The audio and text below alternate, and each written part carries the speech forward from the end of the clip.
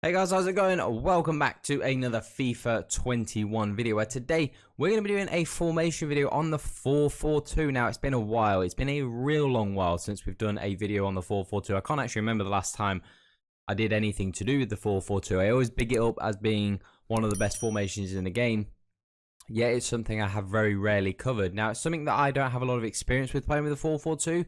But it's definitely something I want to try, and I'm hoping to try it out, as you can see with the team I'm using, in icon swaps. I've been using the 4-4-2 a lot in icon swaps with these tactics and instructions, once doing the Prem and the Serie A and the Bundesliga, because I want to try and put the 4-4-2 into my main game plans, because I think it is a great formation to have, like as like a pressing formation. It's really tough to play against. So today I've been trying out the 4-4-2, and I've been very, very impressed with how it's worked. You know, the 4-4-2 for me is one of the best formations, as I said, to press in. These are the tactics that I've ended up settling on. We've gone for press on possession loss. Now, this for me is something that I find when people press me in the 4-4-2, it's one of the hardest formations to play against. And the reason why is because when you actually look at the 4-4-2, there's no obvious spaces to play out from. As we mentioned, like, for example, the 4-2-2 in one of our previous videos, there is, like, here, there is no central cam. Where, if you imagine where the opponent's CDMs will sit, they'll sit in that big gap just behind your strikers. So your CDMs are never going to be pressed by anyone. In the 4-4-2, you can see that there is no space. If the CDMs, where the CDMs would be, your centre midfielders will press them immediately. You know, out wide, there's just no obvious space, so it's really, really compact when it presses. So the 4-4-2 is one of the best formations to press in, and I've been using press on possession loss. And absolutely, you do get countered sometimes. If you're playing a good opponent, they play around that press, and it can lead to a goal. I'm not going to hide that fact. But a lot of the time, this is one of the most successful formations at winning the ball back. Now, if you don't like playing a press, you can always just drop it back to balance. And the 4-4-2 is a really compact formation. And because there's no easy space and easy way to play against it, it's real tough to break down. So if you don't like playing a press, absolutely just drop it back to balance. If you do like playing on a press, play on press on possession loss. It is super effective. Defensive width, keep that on standard on around about 5. I never really like to play around too much with the defensive width. The depth, I like to play on 7. I've actually been experimenting, trying a little bit higher. I know a lot of people like to actually play on 10 depth, because if you're going to play on a press, you want to play as high as possible. And if you're going to get counter-attacked anyway, why does it matter if you're playing on sort of 5 or 6 or if you're playing on 8 or 9?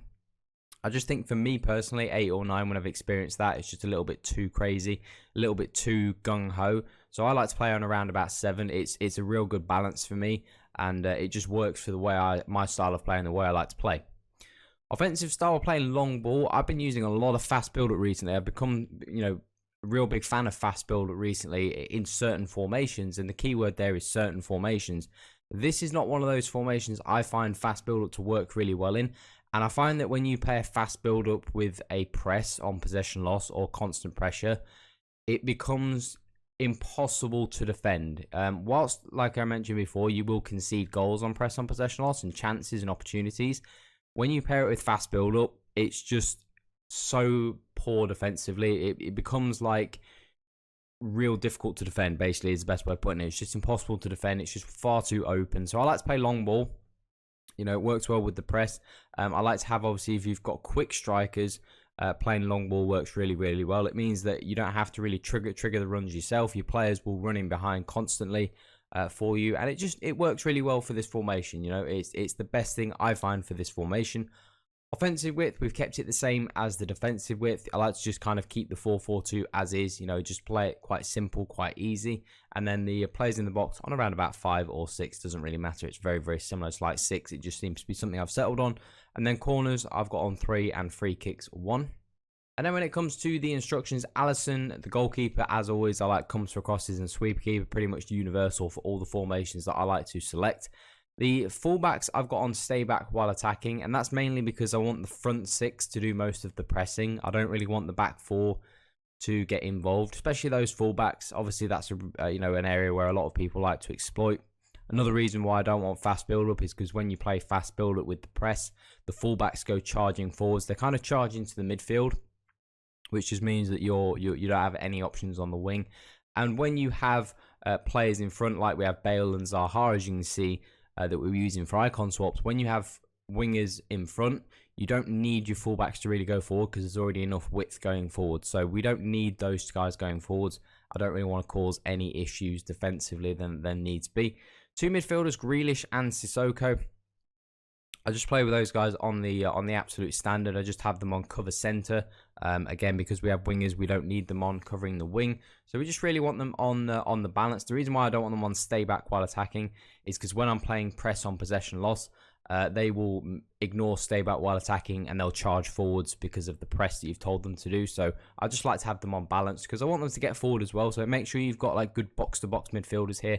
Like that new Arturo Vidal would be absolutely perfect for this formation. You know, obviously you would have really good pace.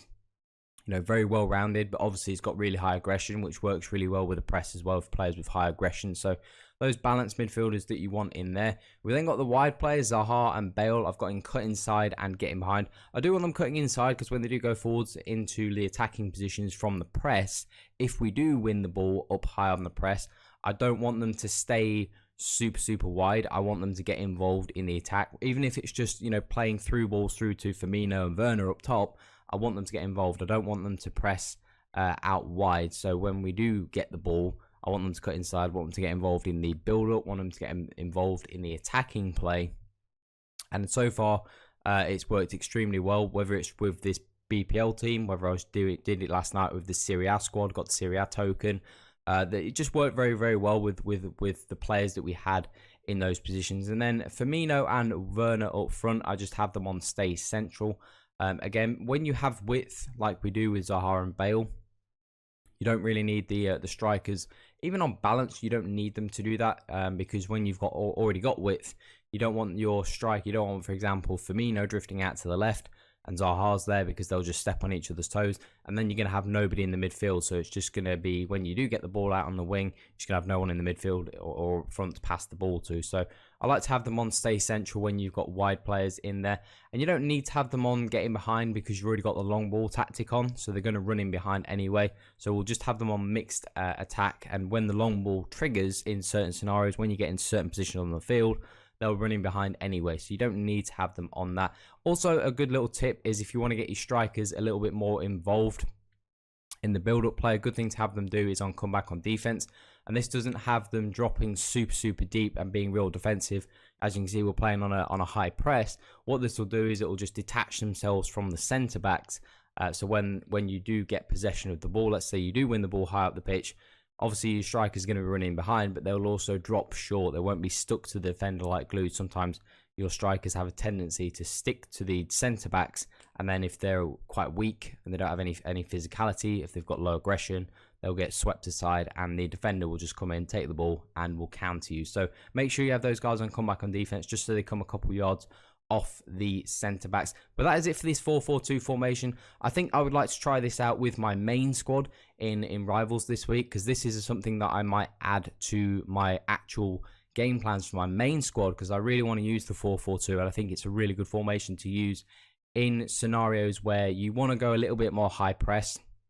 I think the 4-4-2 is definitely one of the best, if not the best formation to do that in. So I definitely want to be trying it with the main squad. But so far in icon swaps, it has been super successful and it's just done such good work for me. I've won the ball back so well and it's just a great formation to do that specific job in. But that is it for today's video, guys. If you did enjoy, do drop a thumbs up, do subscribe as well if you are new to the channel. Make sure you join the Discord down below if you do want to get involved in improving at FIFA or just have a good community to talk to. Make sure you follow us on Twitch, as we are going to do some Team of the Season streams. So I'd love to have as many viewers as possible, so as many of you guys can come over and join and you can ask any questions you want over there. But that is all for today, guys. Have an awesome day. I'm out.